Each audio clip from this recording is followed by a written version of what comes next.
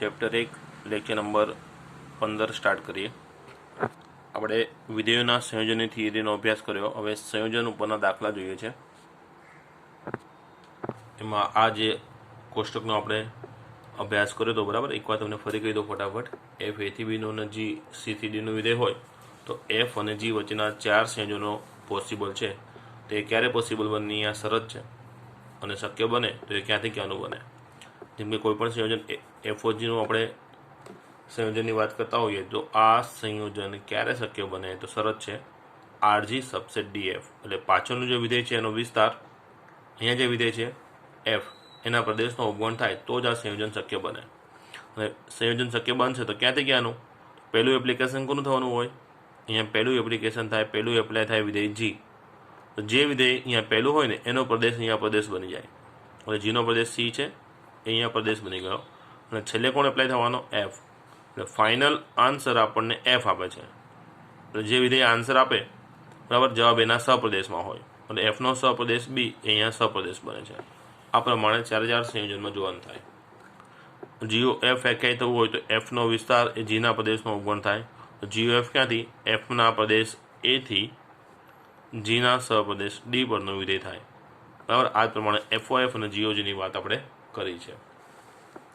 પછી F A થી બીનું જી બી થી સીનું હોય એટલે એફનો સપ્રદેશ એ જીના પ્રદેશ બરાબર છે, એટલે કોમન જે બી છે બરાબર, તો કોમન પ્રદેશવાળું વિધેય જી એ કોમન સપ્રદેશવાળા વિધેય એફ ઉપર એપ્લાય થઈ શકે, એટલે કે જીઓ એફ શક્ય બને જ। બે વિધેયોની જે 4 સંયોજનની શક્યતા આવે છે એમાંનું આ સંયોજન મળે ને મળે જ, એની શરતનું સમાધાન કરવાની જરૂર નથી, કારણ શરતનું સમાધાન અહીંયા ઇનડાયરેક્ટલી છે જ બરાબર। એ જ પ્રમાણે આ બેના પ્રદેશ સપ્રદેશ સરખા છે, એ જ પ્રમાણે જે જીનો સપ્રદેશ છે એ એફનો પ્રદેશ છે, એટલે જી એફની ઉપર અને એફ પણ જીની ઉપર, એટલે કે જીઓ એફ અને એફઓજી બંને મળવાના છે। પછી એફ એથી એનું જી એથી એનું, જો આ પ્રકારની પોઝિશન આવે તો આ બંને વચ્ચેના 4 સંયોજનો એફઓજી, જીઓએફ, એફઓએફ અને જીઓજી આ 4 શક્ય બને ને બને જ, અને 4 એથી એને જ આવવાના છે બરાબર। અને આ ઉપરાંત ચોથો મુદ્દો આપણે એવો કીધેલો એફ એ થી બીનું, જી બી થી સીનું અને એચ સી થી ડીનું વિધેય હોય તો જો આનો સપ્રદેશ એ આનો પ્રદેશ છે અને જીનો જે સપ્રદેશ છે એ એચનો પ્રદેશ છે, એટલે એચ જી ઉપર અને જી એફની ઉપર એપ્લાય થઈ શકે, એટલે એચ જીની ઉપર એટલે કે એચઓજી અને જી એફની ઉપર એટલે જીઓ એફ, એટલે કે H of G of F. આ સંયોજન પોસિબલ બને છે, અને આ જે સંયોજન બનશે એનો પ્રદેશ કોણ? પહેલું કોણ એપ્લાય થવાનું? એફ। જે પહેલું એપ્લાય થવાનું હોય એનો પ્રદેશ અહીંયા પ્રદેશ બની જાય, અને ફાઇનલી કોણ એપ્લાય થશે? છેલ્લે એચ। તો જે વિધેય છેલ્લે એપ્લાય થતો હોય છે એનો સપ્રદેશ વિધેયનો સપ્રદેશ બને બરાબર। અને એપ્લિકેશનમાં પહેલાં એફ જાય એટલે એફ એક્સ, એફની ઉપર જી એપ્લાય થાય, જી ઓફ એફ એક્સ, અને જીની ઉપર છેલ્લે એચ એપ્લાય થવાનો હોય બરાબર। આટલી વસ્તુ આપણે અભ્યાસ કર્યો હતો। હવે આપણે દાખલા તરફ આગળ વધીએ। એમાં સૌ પહેલાં આપણે 1.3નો ત્રીજો પ્રશ્ન જોઈએ છે, જીઓ એફ અને એફઓજી શોધો। ચાલો, એમાં 2 પ્રશ્નો આપણને આપેલા છે। પહેલા પ્રશ્નમાં એફ વિધેય છે એફ એક્સ છે મોડ એક્સ અને જી એક્સ છે મોડ 5x - 2, અને બીજા પ્રશ્નમાં એફ એક્સ છે 8 × x³ અને જી એક્સ છે એક્સનું ઘનમૂળ x⁻⁴। તો પહેલા પ્રશ્ન માટે આપણે એફઓજી જીઓ એફ શોધીશું, અને બીજા પ્રશ્ન માટે પણ આપણે જીઓ એફ અને એફઓજી શોધવાનું છે બરાબર। ચલો, પહેલા દાખલા નંબર 3 જોઈએ। એફ એક્સ છે મોડ એક્સ અને જી એક્સ છે -5x - 2 બરાબર। તો પહેલાં આપણે જીઓ એફ શોધીએ। અહીંયા માત્ર આપણે એપ્લિકેશન સૂત્રો જ જોવાના હતા, એફ એક્સ અને જી એક્સ આપ્યું છે બરાબર, અને આપણે જીઓ ઓફ એક્સ અને એફઓજી એક્સ 2 વસ્તુ જ આપણે શોધવાના છે બરાબર, માત્ર એપ્લિકેશન જ જોવાનું છે। તો પહેલાં જી ઓફ એફ એક્સ જોઈએ તો પહેલાં કોણ એપ્લાય થાય? એફ એપ્લાય થવાનો, જી અહીંયા બહાર રહેશે, જી બહાર રહીને એફ અંદર જતું એટલે એફ ઓફ એક્સ થઈ ગયું। હવે એફ એક્સ કેટલા છે? મોડ એક્સ, તો એફ એક્સ જગ્યાએ આપણે મોડ એક્સ મૂકી દીધા બરાબર। હવે જી એપ્લાય થાય છે માનાંક ઉપર, મોડ એક્સ ઉપર। હવે જી શું કહે છે? જી જે પણ એક્સ ઉપર એપ્લાય થતો હોય તે એક્સ 5 વડે ગુણાશે, એમાંથી 2 બાદ થશે, અને આખા પરિણામનો માનાંક, આવું એપ્લિકેશન જીનું છે। તો જી અત્યારે કોની ઉપર એપ્લાય થાય છે? મોડ એક્સ ઉપર. એટલે જે પણ સંખ્યા ઉપર જી એપ્લાય થાય છે એ 5 વડે ગુણાશે. એટલે માનાંક એક્સ એ 5 વડે ગુણાશે અને માનાંકમાં જે એક્સ છે એ 5 વડે ગુણાશે. એમાંથી 2 બાદ થશે પછી આખાનો માનાંક આવશે. બરાબર, આ પ્રમાણે. તો જો આવી ગયું. ક્લિયર? હવે આનું કંઈ સાદરૂપ થવાનું નથી. હવે ખાલી આપણે બીજું સંયોજન F O G of X એ જોઈએ. તો અહીંયા એક્સ ઉપર પહેલાં કોણ એપ્લાય થવાનો? જી. એટલે એફ બાદ રહેશે. એફ ઓફ જી એક્સ પહેલું એપ્લિકેશન જી એક્સનું. તો જી એક્સ તો કેટલા છે? માનાંકમાં 5x - 2. તો જી એક્સની જગ્યાએ આવી ગયા માનાંકમાં 5x - 2 અને આની ઉપર એફ એપ્લાય થાય છે. હવે એફની શરત, એફનું એપ્લિકેશન શું છે? જેની ઉપર એફ એપ્લાય થાય એ આખાનો માનાંક કરી દો. તો એફ જેની ઉપર એપ્લાય થાય છે એનો માનાંક કરી દો. તો ઓલરેડી 5x - 2 માનાંકમાં તો છે જ, એનો પણ માનાંક મૂક્યો. 2 વાર માનાંક હોય તો માનાંકનો પણ માનાંક એ માનાંક જ રહે, કોઈ ફરક ન પડે. બરાબર, એટલે માનાંકમાં જ 5x - 2 રહેશે. ક્લિયર? આ જીઓ એફ ઓફ એક્સ અને આ F O G of X બેના ખાલી એપ્લિકેશન આવી ગયા, બેના ખાલી આ સૂત્રો આપણે મેળવવાના હતા એ મળી ગયા. ક્લિયર? ચલો, એમાં જ આપણે બીજો પ્રશ્ન જોઈએ, જ્યાં એફ એક્સ છે 8x³ અને જી એક્સ છે એક્સની 1/3 પાવર. બરાબર, ચલો પહેલાં આપણે F O G of X જોઈએ. એટલે આપણે ઉપર જોયું એ પ્રમાણે સૌથી પહેલાં જી એપ્લાય થવાનો હોય, જી ઓફ એક્સ આવશે અને એની ઉપર એફ એપ્લાય થવાનો છે. તો જી એક્સ શું છે? એક્સની 1/3 પાવર. એટલે જી એક્સની જગ્યાએ એક્સની 1/3 પાવર આવી ગઈ. હવે આની ઉપર એફ એપ્લાય થાય છે. એફ શું કહે છે? જે પણ એક્સ ઉપર એફ એપ્લાય થાય એનો ઘન કરો અને પરિણામને 8 વડે ગુણો. એટલે એફ આ કિંમત ઉપર એપ્લાય થાય છે એ કિંમતનો આપણે શું કરીશું? ઘન કરીશું. એટલે એક્સની જે 1/3 પાવર છે, થોડું ઊંધું લખ્યું છે, જવાબ તો સરખો જ આવવાનો છે પણ લખાણ ખોટું કહેવાય. જો એફ એક્સની 1/3 ઉપર એપ્લાય થાય છે એટલે આ એક્સની 1/3. નિયમ પ્રમાણે જે પણ એક્સ છે એનો ઘન કરો. એટલે આનો ઘન કર્યો અને એને 8 વડે ગુણો. એટલે મેં 8 વડે ગુણ્યા. એટલે ઘન કરીને ઘનમૂળ કે ઘનમૂળ કરીને ઘન, જવાબ તો સરખો આવવાનો હોય પણ આ જે પદ લખ્યું છે, જે સ્ટેપ લખ્યું એ ખોટું લખ્યું કહેવાય. બરાબર, એટલે ઘન અહીંયા એપ્લાય થયો એટલે ઘનમૂળ અને ઘન બંને દૂર થઈને એક્સ વધશે એટલે 8x એ આન્સર થઈ ગયો. ક્લિયર? આ એફ ઓ જી જોયું. હવે આપણે જી ઓ એફ જોઈએ. પહેલાં કોણ એપ્લાય થવાનો? એફ એપ્લાય થવાનો. જી ઓફ એફ એક્સ કેટલા છે? 8x³. હવે જી શું કહે છે? જે કિંમત ઉપર જી એપ્લાય થાય એ આખાનું ઘનમૂળ કરો. જી અત્યારે એપ્લાય થાય છે 8x ઘન ઉપર. એટલે 8x ઘન છે એ આખાનું ઘનમૂળ થશે. 8x ઘન એનું ઘનમૂળ. હવે આ ઘનમૂળ 8 ઉપર પણ લાગે અને x³ ઉપર પણ લાગે. તો 8નું ઘનમૂળ 2 થઈ જાય અને x ઘનનું ઘનમૂળ 3 પાવર નીકળી જાય એટલે x વધી જાય. એટલે આન્સર થઈ ગયો 2x. તો આપણે આ એપ્લિકેશન જોયું એફ ઓ જી ઓફ એક્સનું અને જી ઓફ એક્સનું. ક્લિયર? માત્ર આપણે સૂત્રો જ મેળવવાના હતા. હવે આપણે નેક્સ્ટ દાખલો જોઈએ. ચાલો હવે આપણે 1.3નો 13મો પ્રશ્ન જોઈએ. વિધેય F from R to R F of X આ પ્રમાણે આપણને આપેલો છે. તો એફ ઓફ એફ એક્સ મેળવવાનો છે. એટલે એફનું જ એપ્લિકેશન એફ ઉપર. અચ્છા, એફ શું કહે છે? જે પણ એક્સ હોય એ એક્સનો ઘન કરો, એક ઘનને 3માંથી બાદ કરો અને જે પરિણામ મળે એનું આપણે ઘનમૂળ મેળવવાનું છે. બરાબર, જો દાખલા નંબર 13.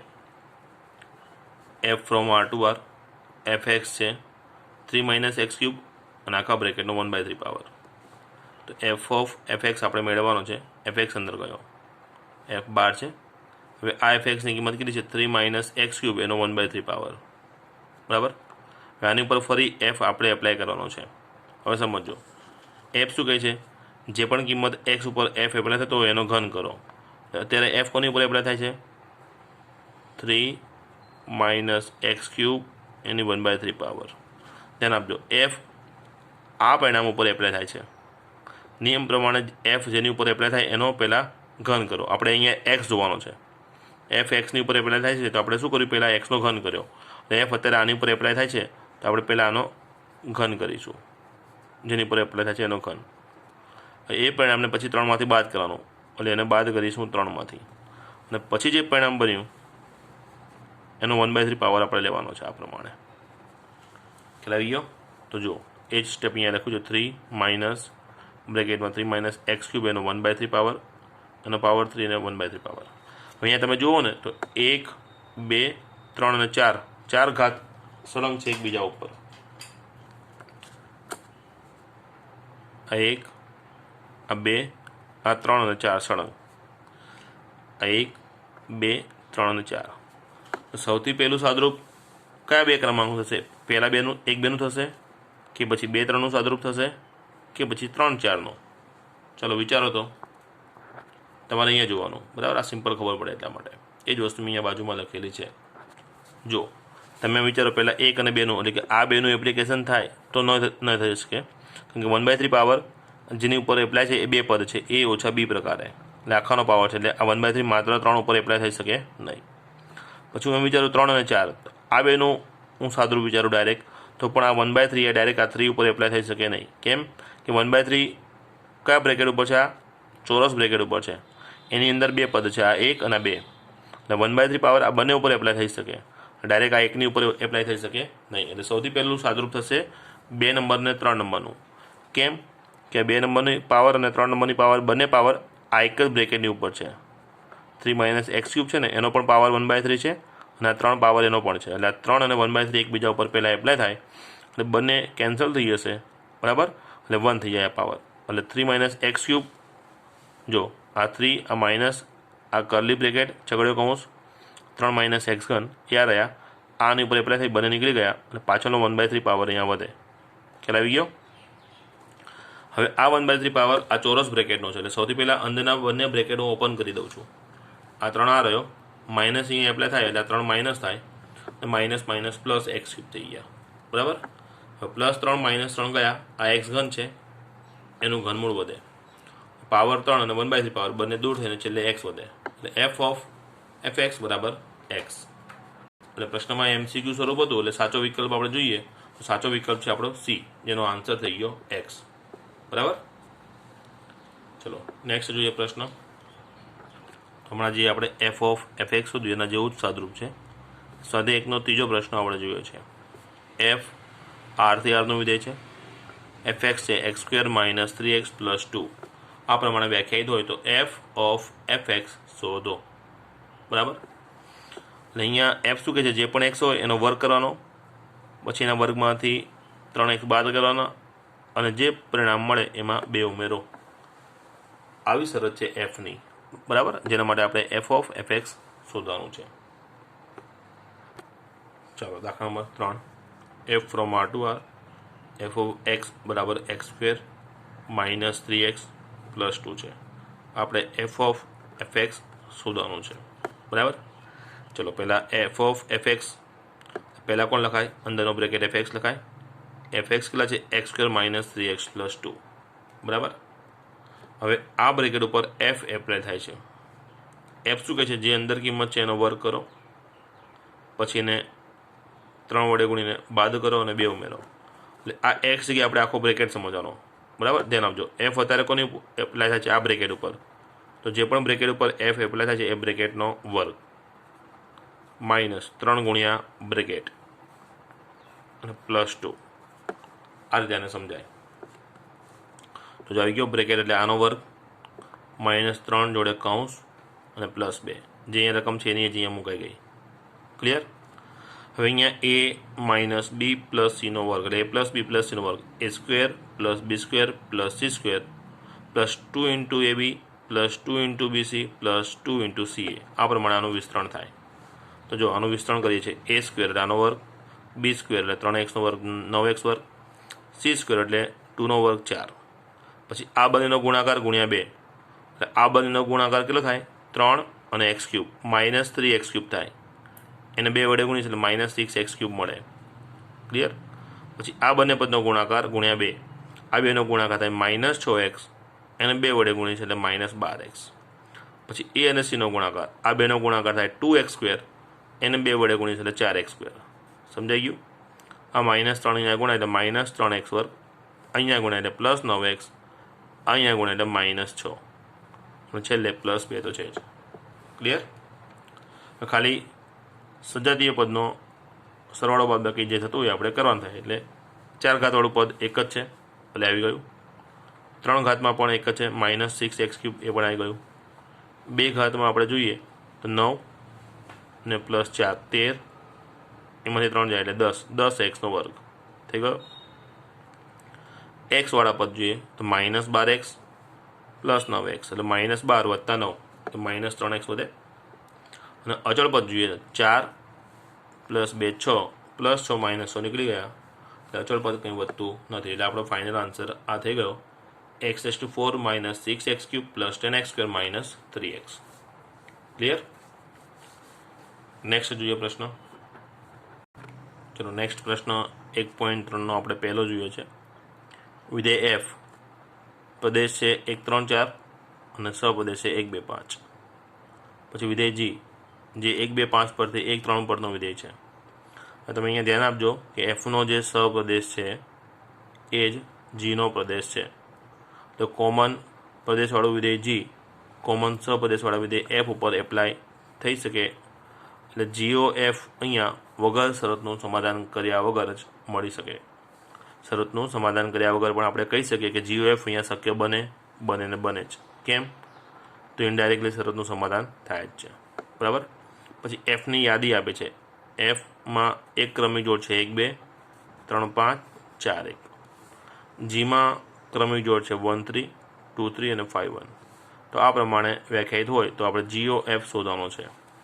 તો જે આપણે શોધવાનું છે એ જ વસ્તુની આપણે અહીંયા ચર્ચા કરી કે આ સંયોજન શરતનું સમાધાન કર્યા વગર પણ જ આપણે કહી શકીએ કે આ પોસિબલ જ છે. બરાબર ને? કેમ કે શરત શું થાય? આ સંયોજન વ્યાખ્યાયિત કરવું હોય તો એફનો વિસ્તાર એ જીના પ્રદેશનો અવગુણ થવો જોઈએ. અને કોઈપણ વિધેયનો વિસ્તાર એના સપ્રદેશનો અવગુણ હોય એટલે એફનો વિસ્તાર જે પણ હશે એ આના સપ્રદેશનો અવગુણ હોય અને એ જ સપ્રદેશ જીનો પ્રદેશ છે. એટલે ઇનડાયરેક્ટલી શરતનું સમાધાન થાય જ છે. માટે આ સંયોજન આપણને મળવાનું જ છે. બરાબર? 1.3નો પહેલો f 1 3 4 થી 1 2 5 પરનું એની યાદી આ પ્રમાણે છે. હવે આ જે યાદી છે એનો અર્થ થાય કે એફનું સૂત્ર ગમે તે હોય એમાં જ્યારે 1 મૂકી દો એટલે મને જવાબ 2 મળે. તો આનો અર્થ એવો છે f12 છે એટલે f(1) નો આન્સર 2 છે. આનો અર્થ આવો થાય. આનો અર્થ શું થાય? x જ્યારે મેં 3 મૂક્યો તો ત્યારે મને જવાબ 5 મળે તો. બરાબર? અને આનો અર્થ થાય મેં જ્યારે 4 મૂક્યો તો ત્યારે જવાબ મને 1 મળે તો. ક્લિયર?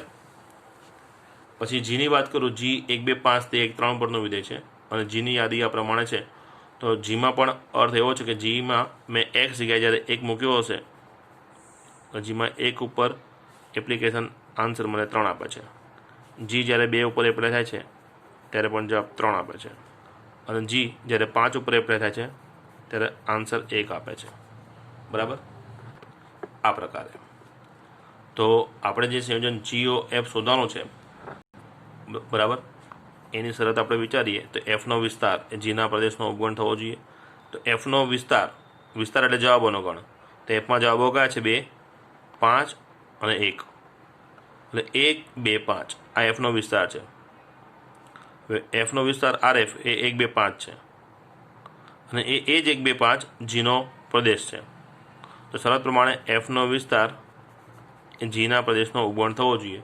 તો બંને તો સરખા છે એટલે એફનો વિસ્તાર જીના પ્રદેશનો અવગુણ કહેવાય છે. એટલે શરતનું સમાધાન થાય છે. એટલે આપણે GOF મળે જ.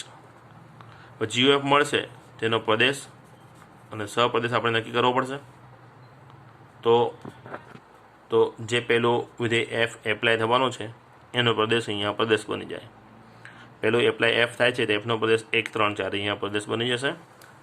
અને છેલ્લું એપ્લિકેશન જીનું છે એટલે જીનો સપ્રદેશ કયો છે? 1 3 એ અહીંયા સપ્રદેશ બની જાય. બરાબર? GOF 1 3 4 થી 1 3નું વિધેય બનશે આ પ્રમાણે. ક્લિયર?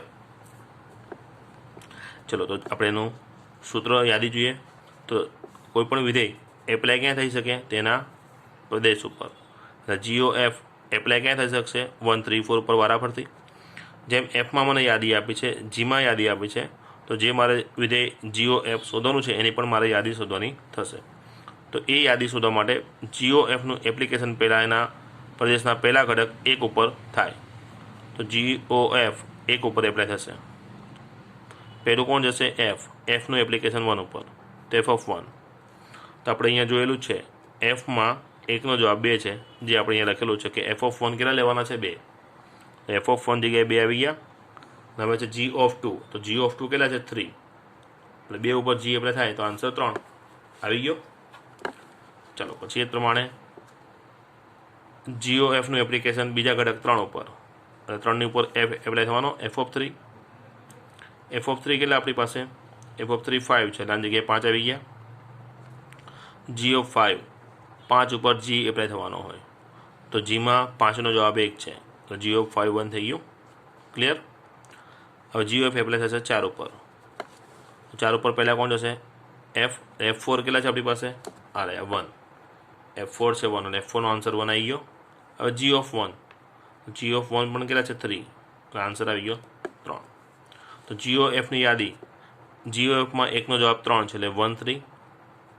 3નો જવાબ 1 છે, એટલે 3 1. અને 4નો જવાબ 3 છે, એટલે 4 3. બરાબર?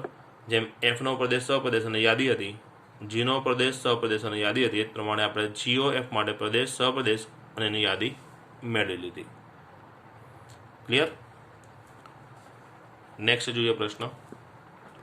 ચાલો હવે આપણે ઉદાહરણ 15 જોઈએ. એફ પ્રદેશ સહપ્રદેશ, જી પ્રદેશ અને સહપ્રદેશ. બરાબર?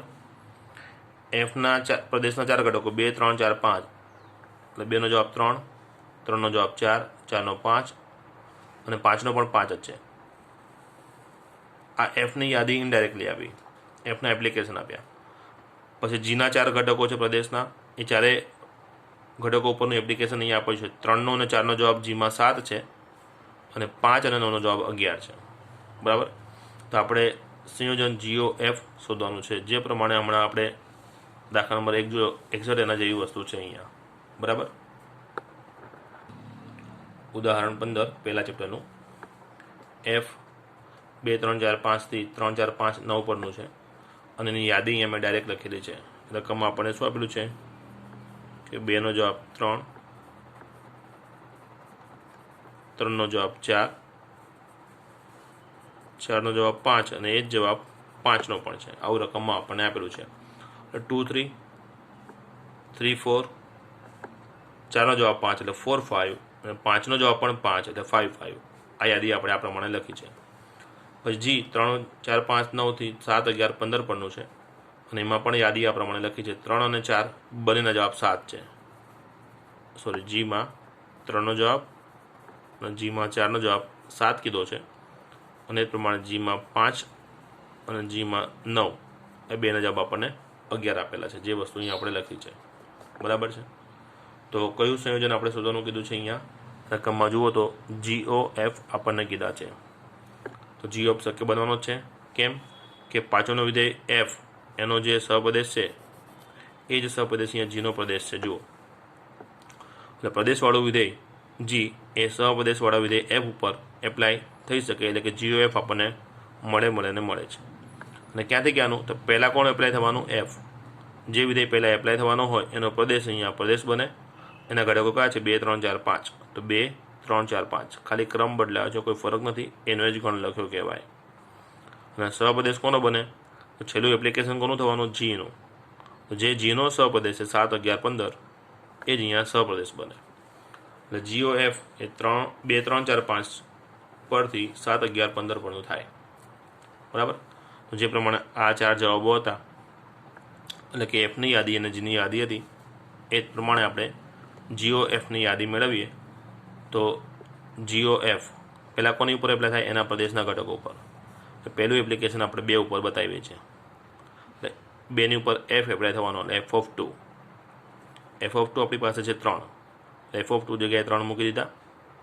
હવે 3 ઉપર જી એપ્લાય થાય છે, એટલે જી ઓફ 3. જી ઓફ 3 કેટલા છે? 7, તો જવાબ 7 આવી ગયો. એટલે કે 2નો જવાબ 7 છે. ક્યાં? જીઓ એફમાં. ક્લિયર? ચલો હવે જીઓ એફ 3 ઉપર આપણે એપ્લાય કરીએ. G O F of 3, G R F 3 ઉપર એપ્લાય થાય, એફ ઓફ 3. એફમાં 3નો જવાબ છે 7, એટલે એફ ઓફ 3 થઈ ગયા 7. હવે G4, તો જીમાં 4નો જવાબ પણ 7 છે, એટલે G4 કેટલા મળી ગયા? 7. એટલે GOFમાં 3નો જવાબ મને કેટલો મળ્યો? 7.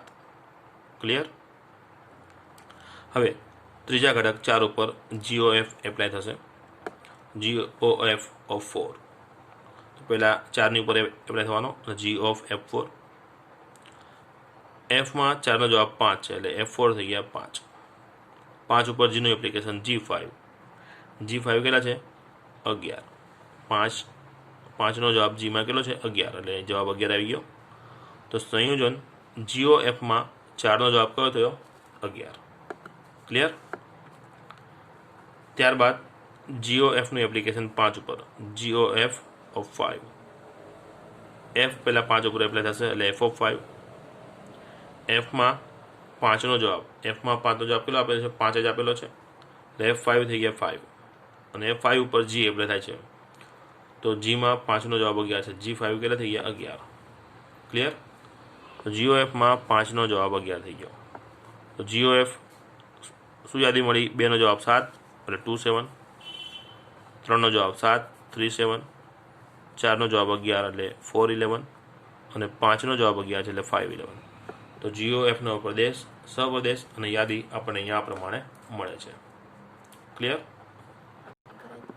ચલો, તો હવે વધુ અભ્યાસ આપણે નેક્સ્ટ લેક્ચરમાં કરીશું. બરાબર? દરેક વસ્તુ ફેર કરતા રહેજો. જેટલું જોડે જોડે રહેશો ને એટલું આમાં વધારે મજા આવશે, નકર બધું સંયોજન કે આ બધું મિક્સ થઈ જશે. બરાબર? વધુ અભ્યાસ નેક્સ્ટ લેક્ચરમાં.